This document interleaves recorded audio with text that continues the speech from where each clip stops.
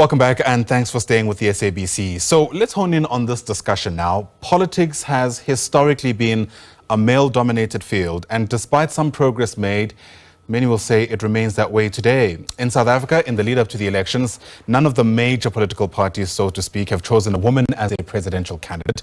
In fact, of the four largest organizations from the previous election, that's the ANC, the DA, the EFF and the IFP, they're all currently fielding men as their presidential candidates. Newcomers to the polls, including Action SA, the MK Party, Build One South Africa and Rise Mzansi, are also leading with men. As things stand, some say it's unlikely that after the elections we'll see a woman president in the country for the first time. I know many others will disagree. It's a good opportunity for us to speak about gender equity and women's participation in the lead up to the polls, especially given the dynamics around our politics. So let's bring in our guests. In studio, I'm joined by the South African Rainbow Alliance leader, that's Colleen Makhubele, and via our video link we have Gertrude Mothupi, who's the commissioner for the Commission for Gender Equality, and Faith Phathela, who's an independent candidate running for the polls. To all the ladies on the panel, how lucky am I? It's lovely to have you. Thanks very much indeed for having this discussion with us. Colleen, since you're in studio, let me begin with you. I'm loath to reduce your political career to you being a woman, but we have to also admit that being a woman is a big part of the experience that you receive in this country. How would you describe that? Thank you so much, Ayanda, and your opening was quite true. It's a big challenge for us as women. Number one, you look at the electorate. The electorate is the highest percentage of the voters is women. Right. You look at the political parties that you've mentioned in your opening. Their top 10 list, I think DA only has one woman in the top 10. And the majority of the people within the party is women, if you go and take the statistics. Look at ANC, I think they've got the top 10 in their list is about 2 women. And all of this have male as presidents as well. So, and you look at us, we've come up as women party leaders, which is not easy. Number one, we have to compete with these men and these parties with funding, because that's a critical part of any political party. You don't get funding as a woman. You don't, you struggle. And not that you have nothing to offer. I've been in a political office, got the qualification, the experience, I can sit and debate, and we've got policies like any other. Media coverage, I must thank the SABC, the only channel I think that really gives fair coverage. But the other ones, they're focused on their males and they don't give airtime. You have to struggle and fight. There was a debate yesterday with Daily Maverick. We said we want to be part of the debate. You are told the stage is full. And those are some of the things that you encounter. Without money, without media coverage, you cannot promote women-led parties. And that's what still needs to happen in this country. Because we are there, we've got so much to offer. But how does somebody out there know that Colleen has something to offer? And we can't reach the length and breadth of the country with the time that we have, with the resources, but we rely on these kind of platforms. Men walked into new, fresh from the box, from corporate.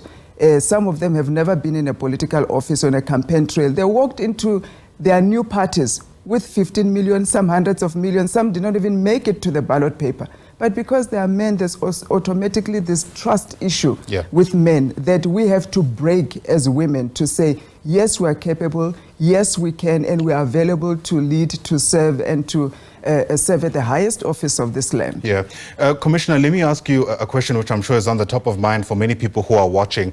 Where do you reckon things are going wrong? Because I don't believe that women don't want to be in politics and that women are not interested in politics. As Colleen rightly mentioned, as things stand, the voters' roll has more than 50% of registered voters who happen to be women in this country. So there is an interest from this gender. Well, you've captured it correctly. And to take it even further, the IEC has confirmed that the majority of voters who turn up during the elections and go and actually vote are women. They make time to go and vote. But we cannot ignore the fact that we are a patriarchal society. That's a fact. And this unfortunate reality of ours as South Africans informs power relations, informs how we elect leaders, informs how we look at each other. Like the lady said, pardon me, I've forgotten the name, has said that there is always trust towards male leaders, and people do not really trust women as leaders, and it's because of our background, the fact that we are a patriarchal society which informs us, which taught us that men are likely to become better leaders than women can be. In political parties, like she has already said, the majority of members are women. And if you check the campaigning trail of political parties, you'd find that women are there in the majority, and women are going out as volunteers to campaign for political parties. But at the end of the day, women are not elected into the top positions in most parties.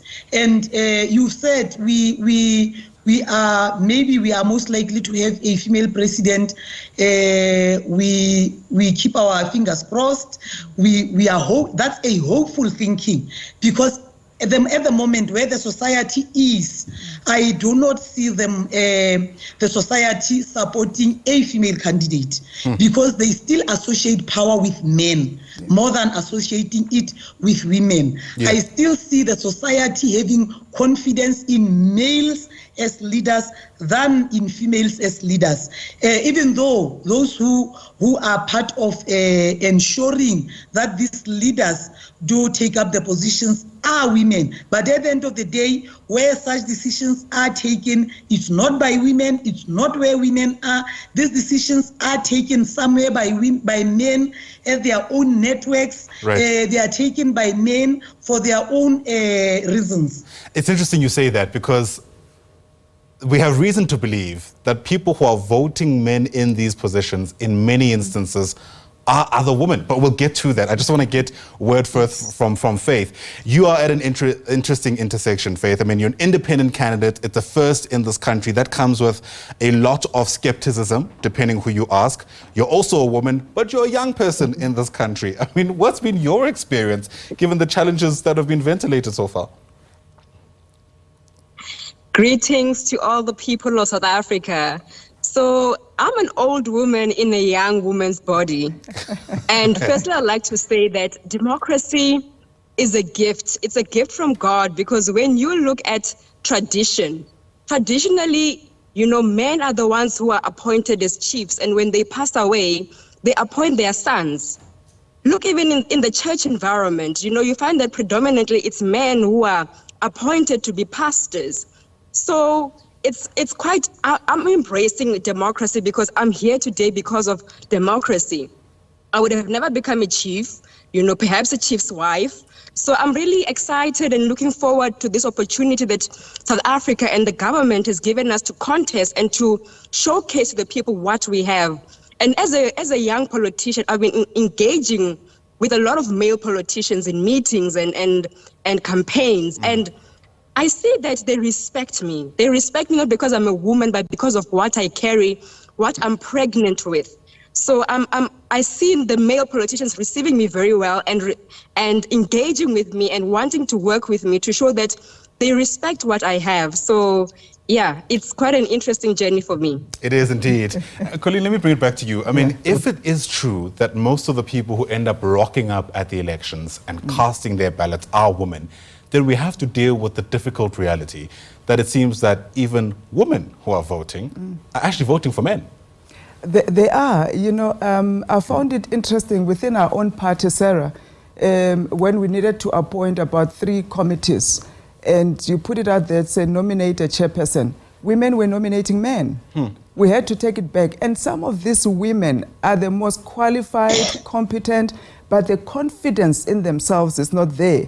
and they'll be like, I'm new in politics, let me learn. And you find that the guy is even less qualified, is also new in politics. But men naturally have that aggressive confidence that will learn on the job, which I think most women must really adopt and carry for themselves to access opportunities. But some of the stereotypical things that, and I'm going to put it out there, you see, some of the posters that we see are not helping us to break the patriarchal society that we want to break and have women be seen as leaders. You find a male president, and you've seen these posters, who is standing there in front with a female who's a premier standing behind him, like that typical behind every successful man, there's a woman. You know, I've seen that in some of the posters, and I'm appalled at it. When I look at the PA poster, I see Gating standing here, Kenny standing side by side, partners. Yeah. But as soon as women accept that I'm a support role, I'm always behind, I must be this submissive one that, no, we have to break that. I am loath to do this because of the optics around it, but I did mention that we're expecting a very important order from the Constitutional Court. Those proceedings have now begun. 3 political parties hoping to enter the race to compete with you in some instances, I suppose. That order is about to be delivered. So